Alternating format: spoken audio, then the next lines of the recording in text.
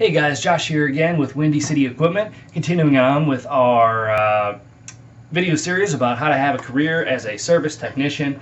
We went over a lot of things like in the hiring process, having a good resume, interviewing well. Okay, so now you've got the job, right? You better, I hope, if you followed my advice, maybe. I don't know. Anyway, there's now a whole plethora of things that we can talk about, and I've been trying like hell to be able to organize them in a way that makes sense, but this is all around, encompasses everything that has to do with being a stellar service technician. Last week I actually released a video continuing one of my series from a couple of months ago on how to run a good service company, and I discussed in that latest video why it's important to retain your best employees or your best technicians.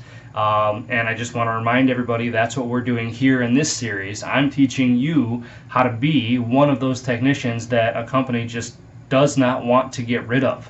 So with that being said, let's move on.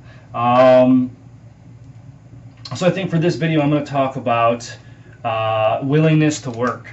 All right, as a service technician, I've said it a million times and I'll say it again, it's more a lifestyle than a career. You need to be willing to work whenever needed, okay? And that's what's going to help you stand out from the crowd. You know, a lot of technicians or a lot of employees are going to have stipulations, or they're not going to want to work past a certain time or until a certain time, or you know, they have certain days they don't want to work at all. You know, and it's important, you know, and obviously some of those are justified. I'm not going to say that they're not, but from an employer's eyes, we're looking for reliability. We're looking for somebody to help this company, you know, in any way, shape, or form whenever they can. Even if it means, you know, sacrificing something that they like to do. You know, I'm just saying, you know, from an employer standpoint, I'm not saying that I don't think that anybody should have a life and they should just sit by the phone and wait for it to ring. I'm just saying, you know, the willingness to work whenever necessary is what we see. You know, if we call somebody up on their day off and say, hey, so-and-so's not answering their phone, we need somebody to run a service call, you know, you've got a couple of options. And take a look at what you're doing, all right? Are you just sitting on the couch watching TV, playing video games, you know, or, you know, can you get up off the couch and go to work? Now, obviously, prior engagements, you know, you're always going to have that, but you understand what I'm saying. I hope you understand what I'm saying here. Anyway, this means that you must be willing to work early, and you must be willing to work late, and you must be willing to work on the days you're not scheduled to work.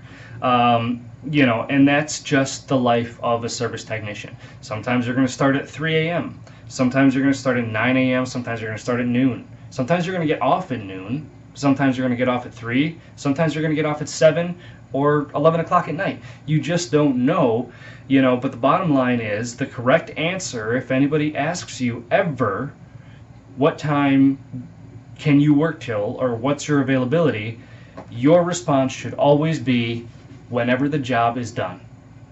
Simple. Whenever the job is done. That is what employers want to hear. They don't want to hear, oh, it's, you know, I need to be home by 5 o'clock every day, or I need to be home at 4:30 every day. No, you work till the job is done, and you work whenever needed. All right? So if you can do that, that is a very, very good start to having a successful career as a service technician. All right? So hopefully these videos are starting to help, and, you know, maybe you're gaining some valuable insight on how to be one of those top-paid, top-notch techs.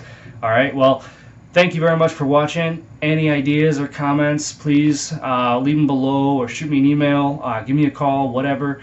Anyway, thanks for watching, and we'll catch you guys next week.